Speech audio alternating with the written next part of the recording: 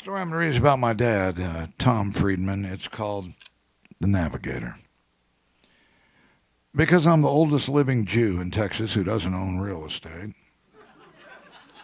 given my status in general as a colorful character, there are those who profess to be surprised that I ever indeed had a father or a mother. I assure you, I had both. For many years, my parents owned and directed Echo Hill Ranch, a summer camp near Kerrville, where I grew up, or maybe just got older. I remember my dad, Tom Fredman, talking to all the campers on Father's Day in the dining hall after lunch. Each summer, he'd say essentially the same words. For those of you who are lucky enough to have a father, now's the time to remember him and let him know that you love him. Write a letter home today. Many years have passed since I last heard Tom's message to the campers, but love, I suppose, has no sell-by date. When my father was a young boy, growing up in the Chicago of the late 20s, his first job was working for a Polish peddler. The man had a horse and cart that was loaded up with fruits and vegetables. Tom sat on the very top. Through the streets and alleys of the old west side they'd go, with the peddler crying his wares in at least 5 languages, and my father running the purchases up to the housewives, who lived in the top floors of the tenement buildings. There were trolley cars then, clotheslines strung across city alleys like medieval banners.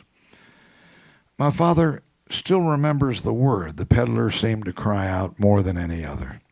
The word was kartoffel. It is Polish for potato.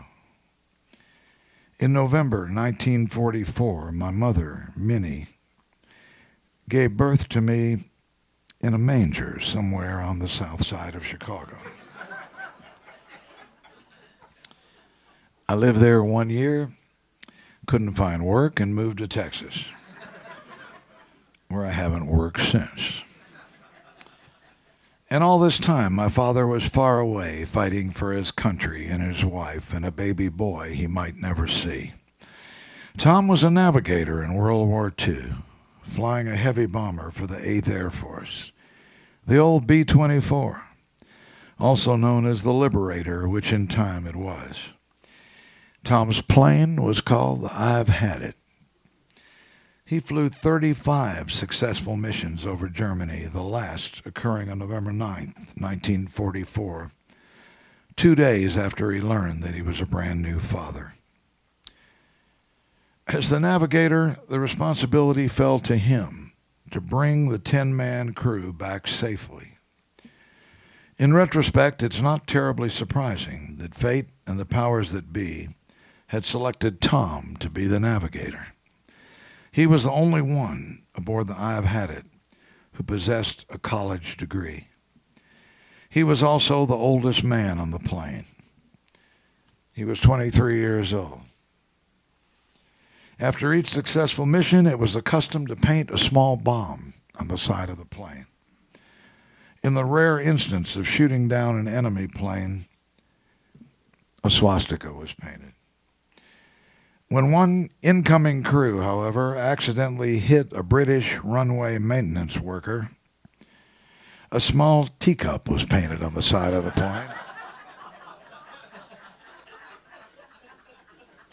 practically engendering an international incident. Tom was a hero in what he still refers to as the last good war. For his efforts, he received the Distinguished Flying Cross and the Air Medal with 3 oak leaf clusters and the heartfelt gratitude of the crew. Yet the commanding officer's first words to Tom and his young compatriots had not been wrong. The CO had told them, "Look at the man on their left, look at the man on their right. When you return," he'd said, "they will not be here." This dire prophecy proved to be correct. The mighty 8th suffered a grievous attrition rate during the height of the war.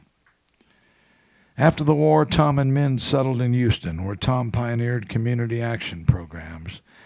Min became the first speech therapist in the Houston Public Schools. In the late 50s, they moved to Austin, where Tom was a professor of educational psychology at the University of Texas. It was in 1953, however, that my parents made possibly their greatest contribution to children far and wide by opening Echo Hill Ranch. My mother passed away in 1985, but Tom, known as Uncle Tom to the kids, still runs the camp. Like most true war heroes, Tom rarely talks about the war. My sister Marcy once saw Tom sitting alone in a darkened room and asked, "Is everything all right, Father?"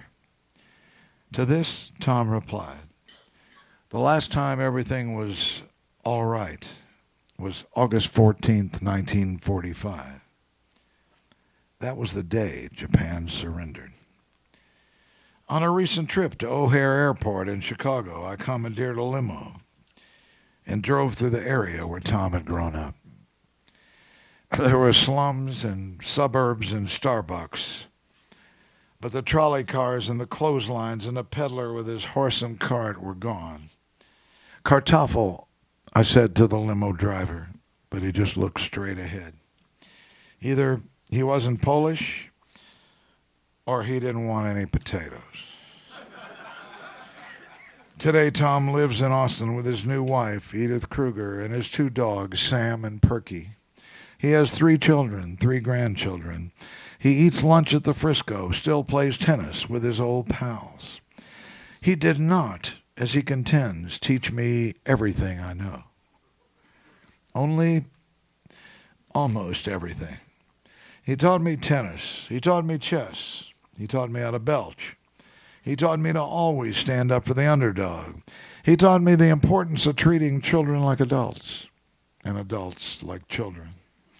He's a significant American because by his example, his spirit, and his unseen hand, he's guided children of all ages safely through the winding, often torturous courses of their lives. One of them was me. Tom's war is long over. Indeed, the whole era seems gone, like the crews who never came home, lost forever among the salt shaker stars. And yet, when the future may look its darkest, there sometimes occurs an oddly comforting moment when, with awkward grace, the shadow of a silver plane flies inexplicably close to my heart. One more mission for the Navigator. Thank you kindly.